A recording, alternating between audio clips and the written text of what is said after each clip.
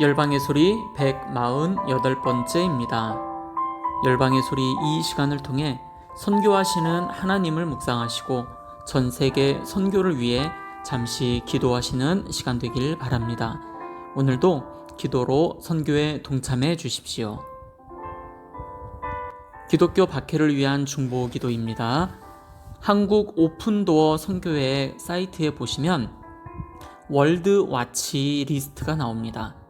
그 월드와치 리스트에 크리스천들을 가장 박해하는 국가 50개의 나라를 열거하고 있습니다.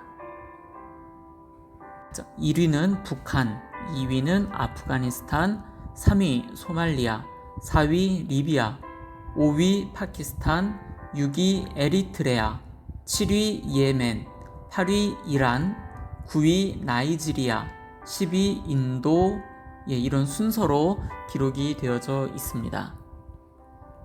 그리고 코비드-19으로 기독교 박해 국가들과 크리스천의 삶에 지대한 영향을 끼쳤다며 월드와치 리스트 2021 5가지 동향을 발표를 했습니다. 그 첫 번째가 바로 코비드-19이 기존의 사회, 문화, 경제, 기타 구조적 취약성들을 더 악화시켰다. 이고 두 번째는 이슬람 무장 단체들이 코비드-19 규제들을 이용하여 사하라 이남 아프리카에 확산하고 있다는 내용입니다. 세 번째는 코비드-19으로 인해 전체주의적, 권위주의적 정부들의 감시와 규제가 합법화되었다. 네 번째는 다수 종교의 정체성에 의한 민족주의가 인도와 터키 같은 국가들에서 증가하고 있다. 마지막 다섯 번째는 코비드-19이 중앙 아메리카와 라틴 아메리카의 조직 범죄 단체의 활동 강화에 기여하였다라고 하는 5가지의 동향인데, 그 중에 오늘은 첫 번째, 코비드-19이 기존의 사회, 문화, 경제, 기타 구조적 취약성들을 더 악화시켰다는 그 같은 내용을 함께 좀 나누도록 하겠습니다. 팬데믹은 전 세계 수백만 크리스천들의 기존 사회적, 경제적, 종족적 취약성을 더 노출시키고 악화시켰다. 팬데믹으로 인해 종종 감추어졌던 차별적 압박과 억압의 태도들이 표면화되었다. 인도에서는 10만 명 이상의 크리스천들이 오픈도어 파트너의 긴급 구호를 받았는데 그중 80%가 정부의 식량 구호에서 배제된 경험을 보고했습니다.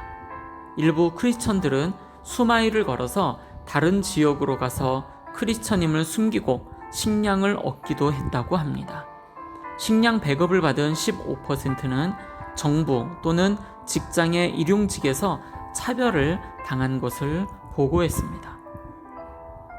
팬데믹 이전에 한 정부 조사에 의하면 다른 종교인보다 크리스천들의 실업률이 더 커졌습니다.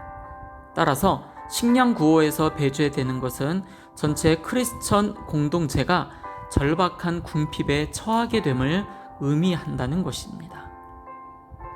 이러한 상황은 인도에서만이 아닙니다. 최소한 미얀마, 네팔, 베트남, 방글라데시, 파키스탄, 중앙아시아, 말레이시아, 북아프리카, 예멘, 수단에서도 마찬가지입니다. 이 국가들의 시골 지역에서 크리스천들은 구호 대상에서 배제가 되었습니다. 때로는 정부 공무원들에 의해 더 많은 경우 마을 지도자들과 주민들에 의해서 배제가 되었습니다. 어떤 경우 식량 배급 카드를 찍거나 날려보내는 방법으로 배급을 못 받게 했다고 합니다. 나이지리아 남부 카두나에서는 여러 마을에서 크리스천 가정은 무슬림 가정에 주는 배급량의 6분의 1만 받았다는 보고들이 있습니다. 기니 비사우에서는 국가 비상사태가 선포되었을 때 무슬림들이 정부의 크리스천 이웃 주민들에 대해 불평을 했습니다. 기니에서는 교회가 봉쇄되자 아프리카 전통 종교 추종자들이 목사들을 조롱을 했습니다. 다수 종교를 버리고 크리스천이 된 이들은 정부와 지역 당국뿐만 아니라 가족과 친척과 지역 공동체로부터 모든 지원을 잃을 위험이 있음을 압니다. 그들은 코로나19 때문에 수입을 잃어도 생존을 위해 통상적인 공동체에 의존할 수가 없습니다.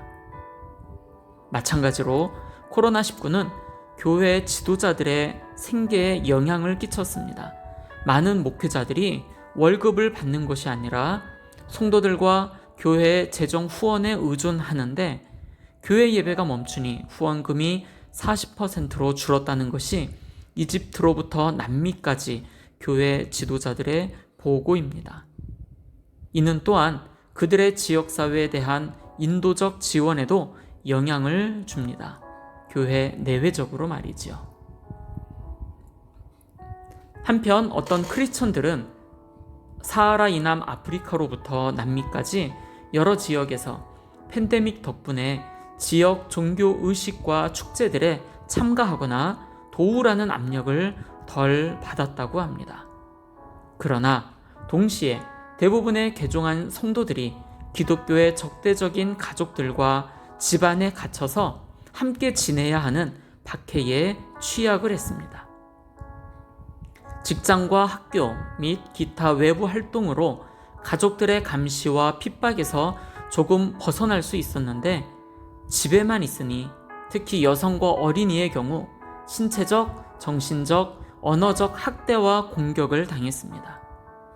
박해지수 상위 10개 국가에서 성도들과의 접촉을 잃고 정신적인 폭력을 당하는 여성들의 수가 증가했다고 합니다. 납치와 강제 개종, 여성과 소녀들의 강제 결혼도 증가했습니다. 전형적인 예가 독실한 이집트 크리스천 여성이었던 라니아 압델 마시의 경우입니다.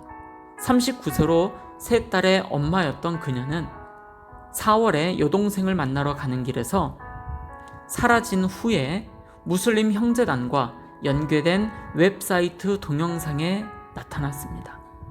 동영상에서 그녀는 니캅을 쓰고 나와 자기가 9년째 무슬림이라고 말했습니다. 그녀는 협박하에 말하고 있음이 분명했습니다. 3개월 후에 언론 보도와 콥틱 교회 지도자들의 노력으로 그녀는 가족에게로 돌아올 수 있었는데 자기는 결코 이슬람으로 개종한 적이 없다고 말을 했습니다. 이상 오픈도어 선교회에서 말하고 있는 월드 와치 리스트 2021 5가지 동향 발표 가운데 첫 번째인 코비드 19이 기존의 사회, 문화, 경제, 기타 구조적 취약성들을 더 악화시킨다는 내용을 함께 살펴보았습니다. 우리 이들을 위해서 함께 기도하고 또 두 손 모아서 중보하는 시간을 갖기를 바랍니다. 계속해서 전 세계를 위해서 함께 기도하겠습니다. 첫 번째, 온 열방에 나가 사역하고 계시는 모든 선교사님들을 위해서 계속해서 기도하시겠습니다. 선교사님들의 사역과 가정과 자녀들 건강을 위해서, 특별히 북부 아프리카 지역의 무슬림 국가에서 사역하시는 선교사님들을 위해서 오늘도 기도합니다. 두 번째로 전 세계 기독대학생을 비롯 믿음의 젊은이들을 일으키셔서 선교 운동들이 다시 한번 더 일어나도록 함께 두 손 모아 주십시오. 세 번째입니다. 전 세계 17,440개의 민족과 종족이 있습니다. 그 가운데 7,414개의 미전도 종족 32억 2천만 명이 주님 앞에 돌아오기를 위해서 함께 기도합니다.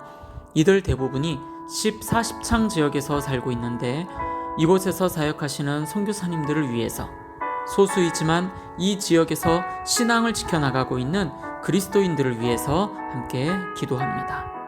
마지막입니다. 전 세계 박해를 당하는 크리스찬들을 위해서 함께 기도합시다. 기독교를 멸시하는 나라가 151개의 국가가 있고 기독교 박해하는 나라가 73개 국가가 있습니다. 박해를 경험하는 기독교인이 8억 명이며 높은 수준의 박해를 경험하는 기독교인 2억 4,500만 명을 위해서 기도합니다.